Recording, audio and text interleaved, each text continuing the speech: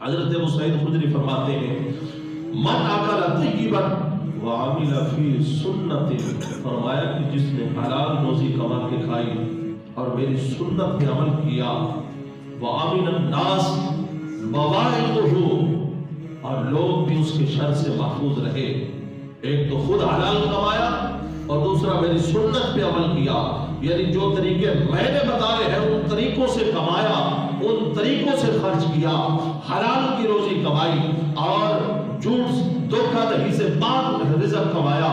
وَأَمِنَ النَّاسُ بَوَائِقَهُ، اور لوگ بھی اس کے شر سے محفوظ رہے، کسی کو دھوکہ نہیں دیا، کسی کے ساتھ فراڈ نہیں کیا، کسی کے ساتھ جو ہے وہ ملاوٹ کی ہوئی چیز کسی کو نہیں دی، کسی کے ساتھ جو ہے وہ اس نے کوئی جو ہے وہ ڈنڈی نہیں ماری، فرمایا دخل الجنہ، اللہ اس بندے کو جنت میں داخل فرمائے گا۔ صحابہ نے عرض کیا رسول اللہ ان هذا فی امتک اليوم کثیر، یا رسول اللہ آج ہم سارے ایسے ہی تو ہیں،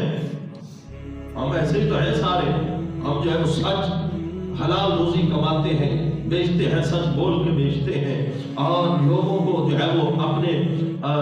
جو ہے وہ شر کسی کو نہیں پہنچاتے، کسی کے ساتھ دھوکہ نہیں کرتے، کسی کے ساتھ فراڈ نہیں کرتے، یا رسول اللہ ہم سارے ایسے ہی تو ہیں، فرمایا ہاں تم تو ہو ہی، وَسَيَكُونُ فِي قُرُونٍ بَعْدِي، مجھے انتظار ہے میرے بعد کے زمانوں میں بھی ایسے لوگ آئیں گے،